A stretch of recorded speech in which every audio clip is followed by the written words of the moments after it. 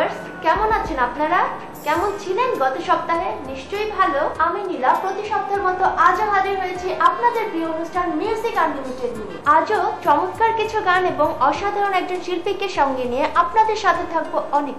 আজ আমাদের সঙ্গে এমন একজন শিল্পী আছেন যার সম্পর্কে নতুন করে বলার কিছুই নেই, তবুও একটু না বললেই নয়। তিনি অবশ্যই একজন ভালো শিল্পী হলেও পেশায় তিনি কিন্তু ডক্টর। গান করেন শুধুমাত্র মনের টানে, প্রাণের টানে।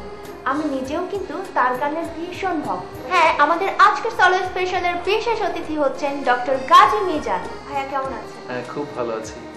আমাদের অনুষ্ঠানে এসে কেমন লাগছে? খুব ভালো লাগছে। শুরুতে আমরা যে বিষয়টি জানতে চাইবো, তো বাংলা গানের বর্তমান অস্থির সময়ে এসে দেশের গানের সিরিজ অ্যালবাম কেন? আপনি ঠিকই বলেছেন যে এখন বাংলা গানের কোনো সঠিক ঠিকানা নেই। আমাদের দেশটা যখন স্বাধীন হয়েছে আমরা মুক্তিযুদ্ধের গান শুনেছি। একটি গান ছিল বিশাল অস্ত্র, যে অস্ত্র পাক হানাদার বাহিনীর বিরুদ্ধে যুদ্ধ করেছে। তবে আমার পরিকল্পনা এই যে প্রতিটি শিল্পীর দেশের প্রতি তাদের যে ভালোবাসা আছে তার প্রকাশ অবশ্যই থাকা দরকার, এবং অনেকে চেষ্টা করে হয়তো সীমাবদ্ধতার কারণে পারিনি।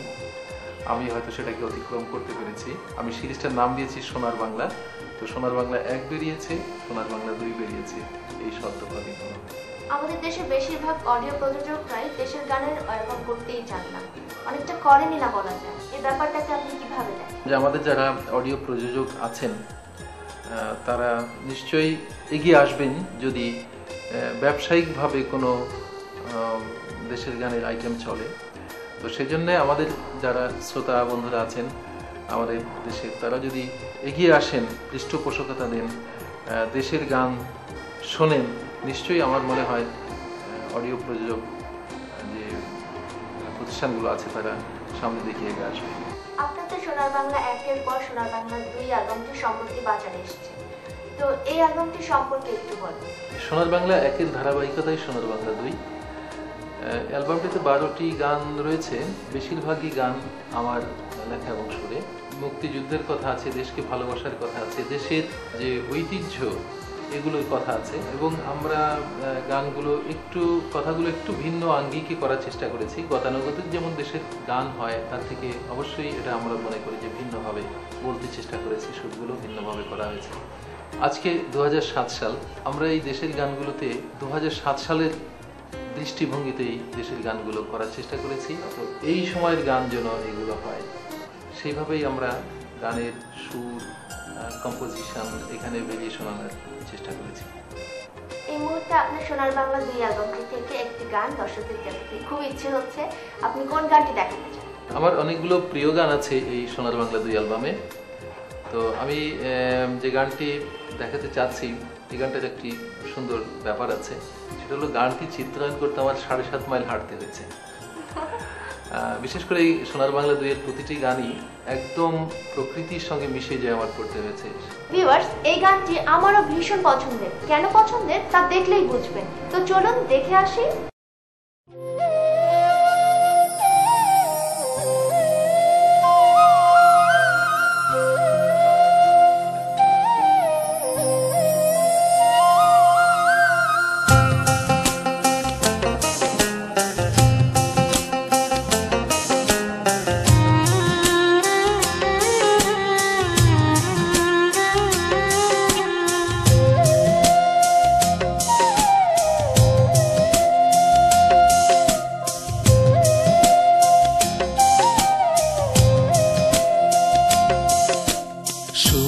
সবুজ মাঠ পেরুলেই আমার ছোট্ট গ্রাম,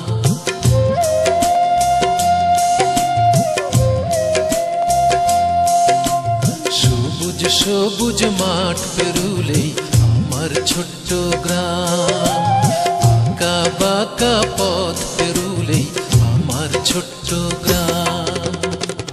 আমার যত ভালোবাসা তোমাকে দিলাম মাগো, তোমাকে দিলাম।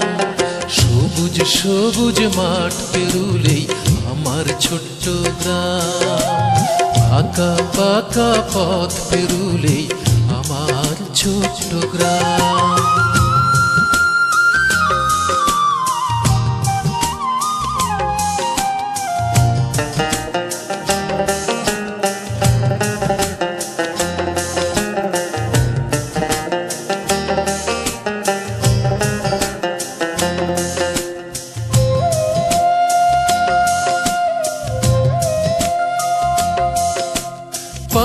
পাখালি বটের ছায়ায় বৈশাখী মেলাতে হিন্দু মুসলিম বৌদ্ধ খ্রিস্টান সকলে একসাথে।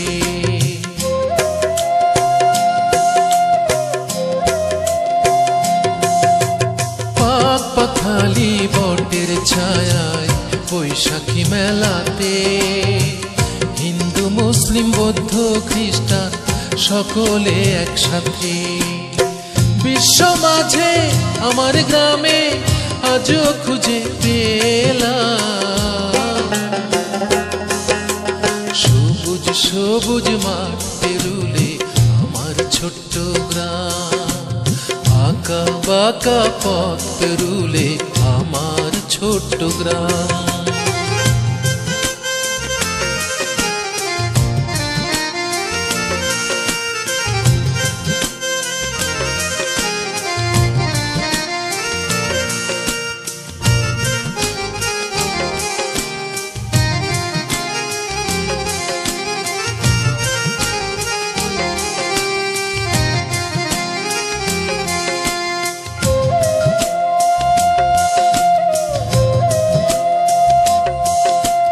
ভোর বেলাতে পান্তা খেয়ে যায় রে চাষি মাঠে, আব্বা সালিমে লালন গেয়ে সোনার ফসল কাটে।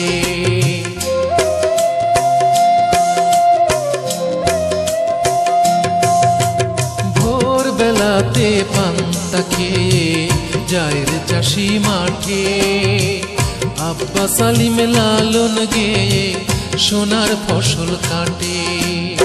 বিশ্ব মাঝে একটাই দেশ বাংলা তারি নাম, সবুজ সবুজ মাঠ পেরুলে আমার ছোট্ট গ্রাম।